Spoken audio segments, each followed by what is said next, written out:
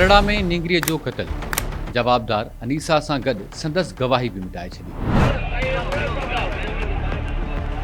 खैरपुर जी मिटी अॼु हिकु मासूम जे रत ऐं तज़लील जी गवाही ॾेई रही आहे। हुनजा अञा ॾंद बि न भॻा हुआ, पर ज़ालिमनि उन्हनि खे बि हॾा हॾा करे छॾियो। हूअ रांदि रूंद ऐं खेॾण जी उमिरि में हुई, ओचितो कीअं ग़ाइब थी?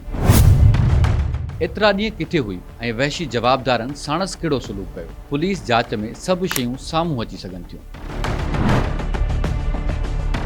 खैरपुर जे इलाइक़े खरड़ा मां 6 ॾींहं अॻु मुबैना तौर ते अगवा कयल निंगरी अनीसा फुल खे ज़ालिमनि बेदर्दी सां क़त्ल करे छॾियो आहे।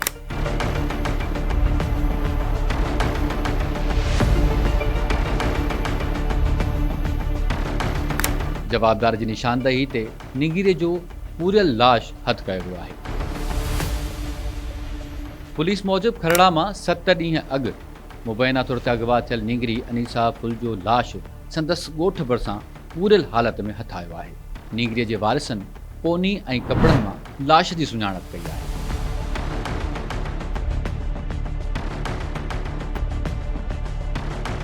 पुलिस मूजिबि निंगरीअ जो लाश कढी पोस्टमार्टम लाइ टालके अस्पताल ठरी मीरवा मुंतक़िल कयो वियो आहे। पुलिस ॿुधाए थी त निंगरीअ जे केस में 3 जवाबदार गिरफ़्तार आहिनि, जिन में नेमत लाशारी, गुल मोहम्मद उर्फ गुलू मल्हा ऐं वज़ीर फुल शामिल आहिनि, जिन मां हिकु जवाबदार नेमत लाशारी जी निशानदही ते निंगरीअ जो पूरियल लाश हथ कयो वियो आहे।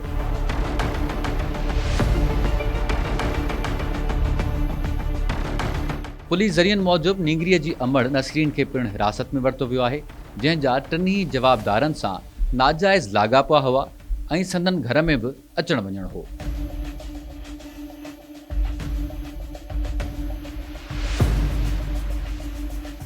पुलिस निंगरीअ जी माउ नसरीन समेत 4 औरतुनि खे हिरासत में वठी जांच शुरू करे छॾी आहे।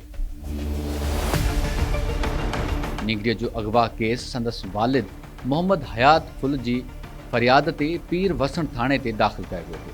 अनीसा जे वारिसनि निंगरीअ जो लाश थाणे आॾो रखी धरणो हयो ऐं मुतालबो कयो त निंगरीअ जे क़त्ल में मुलविस जवाबदारनि खे फाहीअ ते चाढ़ियो वञे।